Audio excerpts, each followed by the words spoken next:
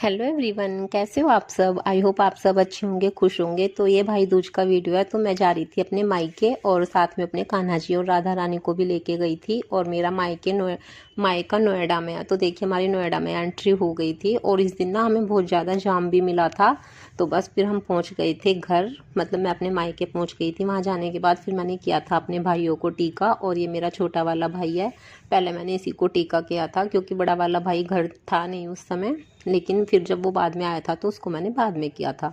तो बस छोटे वाले भाई का टीका करने के बाद फिर मैंने बड़े वाले भाई का भी टीका कर दिया था। बड़े वाले भाई को टीका नहीं किया था क्योंकि उनकी अभी आंख बनी थी, आंख का ऑपरेशन हुआ था।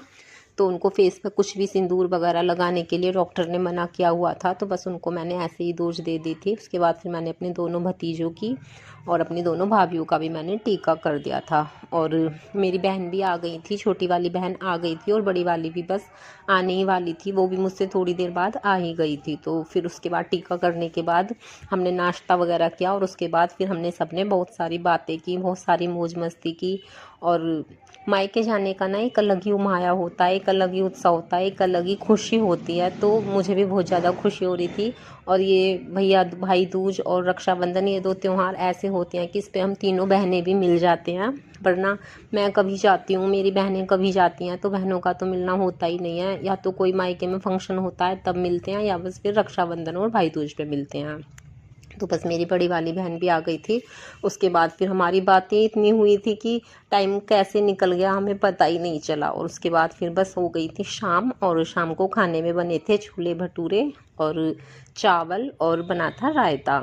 तो बस फिर शाम को सबने छोले भटूरे चावल इंजॉय किए। और उसके बाद फिर शाम को भी घर में एक छोटा सा फंक्शन था, रात को भी।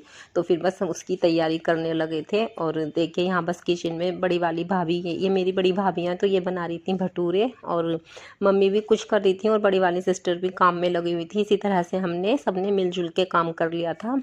तो बस फिर उसके बाद सबने खाना खाया और खाना खाने के बाद फिर हमने जो रात को छोटा सा एक फंक्शन था वो किया था। तो देखें यहाँ मेरे पापा जी खा रहे हैं खाना और ये मेरे पापा हैं।